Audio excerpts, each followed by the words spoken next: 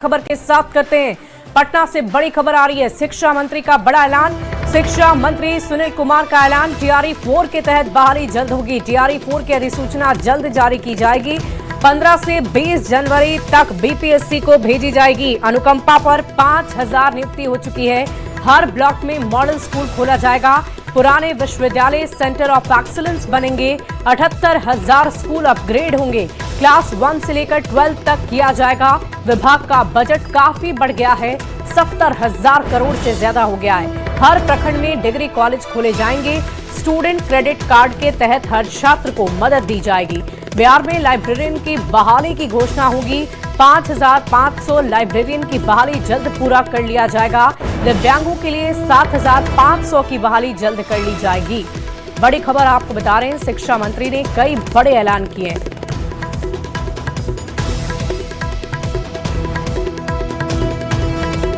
आने वाले समय में आपको बताना चाहेंगे कि हम लोग टीआरई 4 की भी नियुक्तियां करेंगे। टीआरई 4 में भी रोस्टर क्लियरेंस और अधियाचना हम लोग 15 से 20 जनवरी तक निश्चित रूप से बीपीएससी को भेज देंगे। और अनुकंपा पर जो भी नियुक्तियां थी वो भी हम लोगों ने करीब 5,500 कर दी हैं विभिन्न पदों पर। और माननीय मुख्यमंत्री जी ने जो कल्याणकारी योजनाएं बनाई इन कई सालों में, उसके बहुत ही अच्छे असर दिखने को मिले हैं। हम लोग आने वाले दिनों में हर एक ब्लॉक में एक मॉडल स्कूल की संरचना करेंगे। साथ ही साथ डिग्री कॉलेज के अलावे आपने देखा होगा कि उच्च शिक्षा को किया अलग से एक विभाग बना दिया गया है। इसके अतिरिक्त हम लोगों ने एजुकेशन सिटी और पुराने शिक्षण संस्थानों को कैसे और उत्कृष्ट बनाया जाए, सेंटर्स ऑफ एक्सीलेंस, उस पर भी हमारी नज़र रहेगी।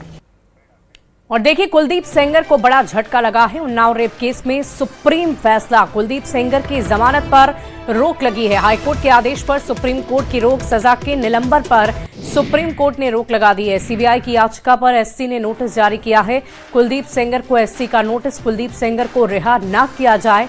सुप्रीम कोर्ट ने 4 हफ्ते में जवाब दाखिल करने को कहा है। अरावली संरक्षण से जुड़ी एक बड़ी खबर आई है। सुप्रीम कोर्ट ने अरावली ऑर्डर पर स्टे लगा दिया है। 20 नवंबर के अरावली फैसले पर रोक लगाई गई है, जिसमें 100 मीटर वाली परिभाषा पर रोक लगा दी गई है। अब इस मामले में 21 जनवरी को इस मामले की अगली सुनवाई होगी। सुप्रीम कोर्ट ने कहा है कि एक्सपर्ट्स की एक अलग समिति गठित हो। तो अरावली संरक्षण से ये जुड़ी खबर आपको बता रहे हैं। 20 नवंबर को सुनवाई होनी थी। अब अगली सुनवाई 21 जनवरी 2026 को निर्धारित रखी गई है। केंद्र और राज्य सरकार को नोटिस जारी किया गया है। दिल्ली, हरियाणा, राजस्थान को नोटिस जारी किया गया है। अरावली की नई परिभाषा को लेकर विवाद छिड़ा हुआ है। अब केवल उन्हीं भू आकृतियों को अरावली पहाड़ी माना जाएगा जिनकी ऊंचाई अपने आसपास के धरातल से लगभग 100 मीटर या उससे अधिक है।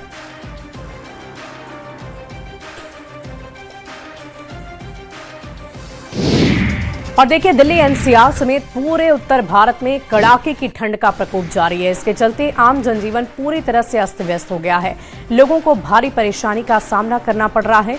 दिल्ली एनसीआर इस समय मुश्किलों के ट्रिपल अटैक से जूझ रहा है। एक तरफ कड़ाके की ठंड, दूसरी ओर घना कोहरा, तीसरी तरफ गंभीर वायु प्रदूषण लोगों की मुश्किलों को बढ़ा रहा है।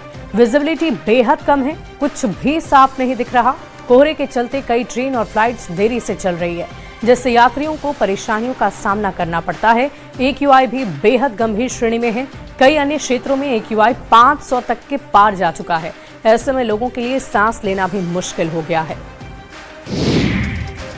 इस वक्त दिल्ली पर प्रदूषण, कोहरे और शीतलहर का ट्रिपल अटैक जारी है। प्रदूषण के साथ घने कोहरे ने भी दिल्ली वासियों की मुश्किलें और भी ज्यादा बढ़ा दी है। विजिबिलिटी इतनी कम है कि आगे सिर्फ और सिर्फ धुंध नजर आता है। ऊपर से ठंडी हवाएं प्रदूषण ने अपने गिरफ्त में ले लिया है, जिसकी वजह से घर से निकलने वालों को तिहरी मार झेलनी पड़ती है। विजिबिलिटी बेहद कम होने की वजह से वाहन रेंगते नजर आ रहे हैं। कई इलाकों में तो AQI 500 के पार है। मौसम विभाग ने ठंड और कोहरे को लेकर ऑरेंज अलर्ट जारी कर दिया है। जरूरत होने पर ही घर से बाहर निकलने की अपील की गई है।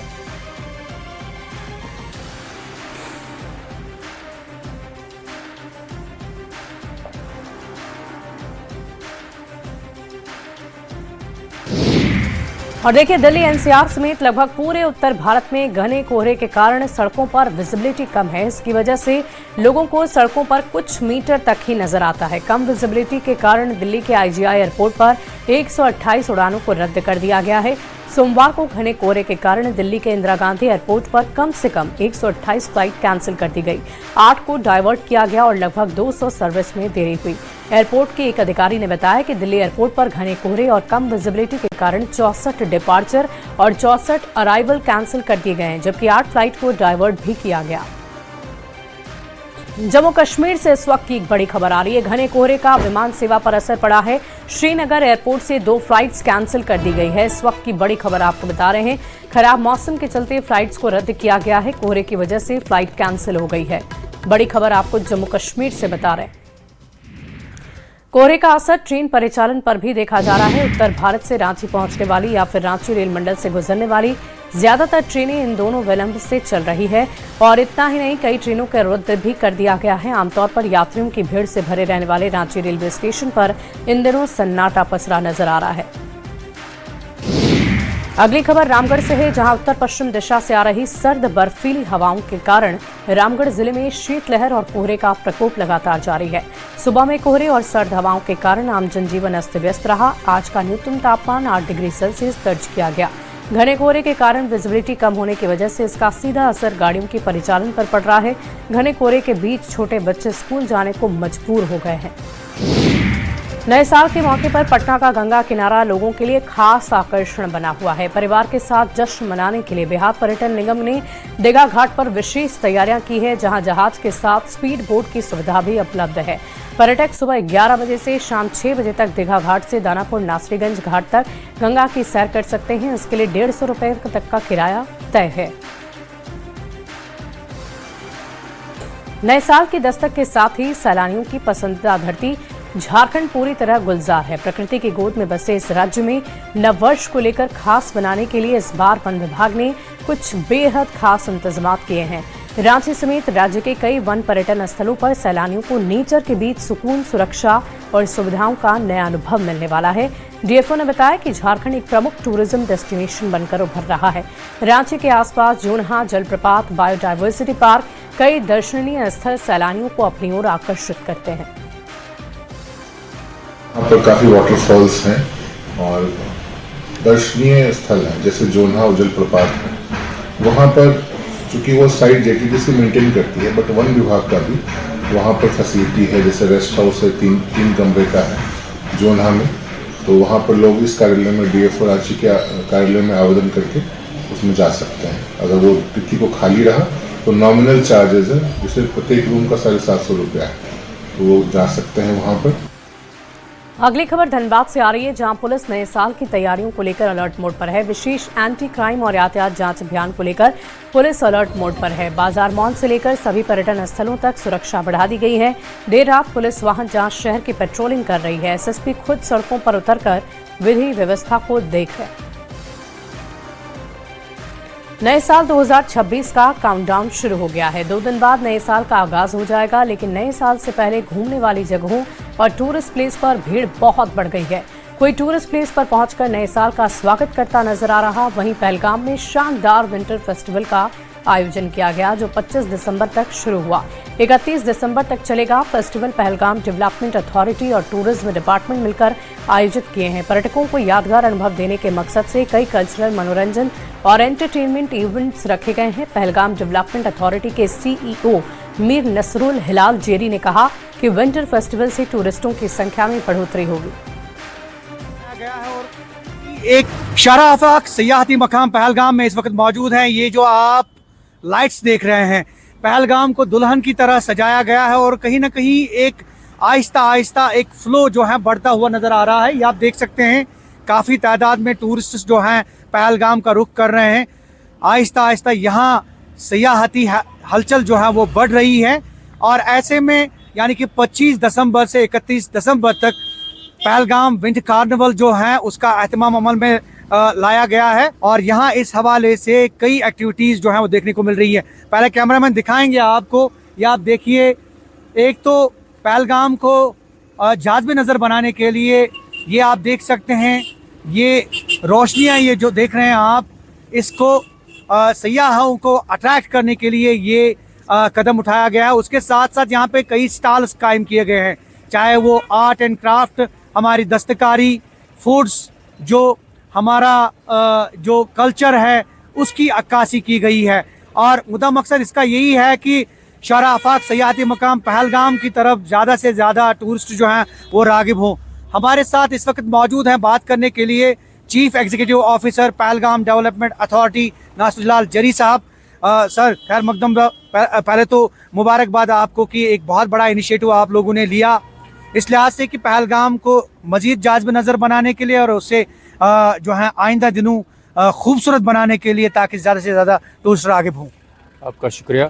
लेकिन सबसे पहले मैं आपके कैमरामैन से ये गुजारिश करूंगा जी, कि उन्होंने ये दिखाया वो पहाड़ दिखाए जो बिल्कुल। बर्फीला वो पहाड़ अभी बर्फीला पहाड़ और यकीनी तौर पे आप देख लीजिए, ये जो अभी हमने रोशनियाँ दिखाई इससे कई हजार गुना बेहतर वो रोशनी है जो बर्फीला पहाड़ इस वक्त चमक रहा है, रोशनी से सुनहरी रोशनी इस पे पड़ रही है जी। तो इट्स स्प्रेड लाइक सनसेट हो रहा है। और बर्फीले पहाड़ पे सनसेट का होना ये अपने आप में ही एक बड़ा एक अद्भुत नज़ारा होता है। ये नज़ारा आपको शायद दुनिया में कहीं मिलेगा।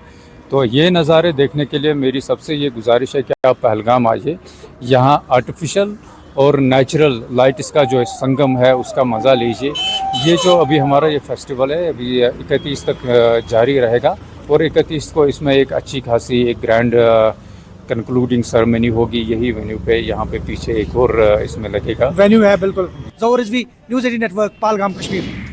और देखिए, पुराने साल के समापन और नए साल के आगमन को लेकर हजारीबाग जिले में उत्साह का माहौल है। लोग नए साल का जश्न मनाने के लिए जिले के विभिन्न प्राकृतिक और पर्यटन स्थलों पर पिकनिक का आनंद ले रहे हैं। इसे देखते हुए हजारीबाग पुलिस पूरी तरह से अलर्ट मोड में है। हजारीबाग के पुलिस अधीक्षक के अनुसार जिले के सभी चिन्हित पिकनिक स्थलों पर पुलिस की विशेष निगाहें हैं।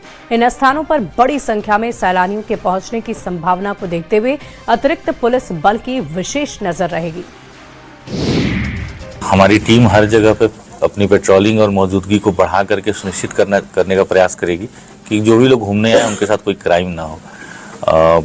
हम लोगों ने कई जगहों को चिन्हित भी किया है जहां इस वर्ष भारी संख्या में सैलानियों के आने की संभावना है। तो ऐसे जगहों को चिन्हित करके हम लोग अपना प्रेजेंस बढ़ाएंगे और हम लोग लोकल वॉलंटियर्स का भी मदद लेंगे, लोकल लोगों का भी सपोर्ट लेंगे। जो झील तालाब है वहाँ हम लोग अनाउंसमेंट भी कराएंगे ताकि लोग गहरे पानी में न जाएं और सुरक्षित रूप से सब लोग त्यौहार का, न्यू ईयर का आनंद उठाएं। अगली खबर रामगढ़ से, जहां जिला पर्यटन मद में 2 करोड़ की राशि से पतरातू लेक में म्यूजिकल फाउंटेन का निर्माण कार्य कराया जा रहा है। इसका निर्माण कार्य अंतिम चरण में चल रहा है। शाम में यहां पर म्यूजिकल फाउंटेन में रंग बिरंगी रोशनी और संगीत के तालमेल के साथ लेजर शो दिखाया जाएगा। पर्यटकों के लिए लेजर शो मुख्य आकर्षण का केंद्र बिंदु रहेगा। इसके निर्माण के बाद पतरातू लेक में पर्यटकों की संख्या बढ़ेगी, जिससे स्थानीय स्तर पर रोजगार में वृद्धि भी होगी। बिहार के प्रमुख सिद्धपीठ थावे दुर्गा मंदिर में हुई चोरी के बाद एसटीएफ ने फरार आरोपी शरीफ आलम के घर दबिश दी है। गोपालगंज के नगर थाना क्षेत्र के अरार मोहल्ले में मकान के अंदर खुदाई में चोरी के कई सामान मिले। जांच के लिए फॉरेंसिक टीम और मेटल डिटेक्टर से लैश टीम बुलाई गई। पहले गाजीपुर का दीपक राय और मोतिहारी का इस्मामुल आलम मुठभेड़ में गिरफ्तार हो चुके हैं। 17 दिसंबर की रात मंदिर में चोरी हुई थी। तस्वीरें आपको दिखा रहे हैं। थावे दुर्गा मंदिर में हुई चोरी के बाद से लगातार पुलिस अधिकारी एक्शन मोड में हैं। खुदाई में चोरी के सामान मिल चुके हैं। जो सामान चोरी हुए थे उसे खोज लिया गया है। फरार आरोपी शरीफ आलम के घर पर दबिश पड़ी है। बढ़ते आगे, अगली खबर छपरा से है, जहां मशरक प्रखंड के दुमदुमा गांव निवासी एक छात्र के साथ सिवान के एक निजी स्कूल में मारपीट का वीडियो सोशल मीडिया पर वायरल होने से हड़कंप मच गया है। पीड़ित छात्र Abhimanyu Kumar Tiwari BDS public school में पढ़ता है। स्कूल के हॉस्टल में रहता है। आरोप है कि स्कूल परिसर में ही अन्य छात्रों ने उसकी बेरहमी से पिटाई की, वीडियो को वायरल कर दिया। परिजनों का कहना है कि मारपीट के बाद छात्र गंभीर रूप से घायल है, मानसिक रूप से भयभीत है, जिससे स्वजन और ग्रामीणों में भारी आक्रोश देखा जा रहा है। और इस बीच बच्चा ने मेरे लड़का को बेरहमी से पीटा है और धमकाया है कि तुम घर पर बोलेगा तो तुमको जान से मार देंगे। वो लोग वीडियो बना के वायरल किया है।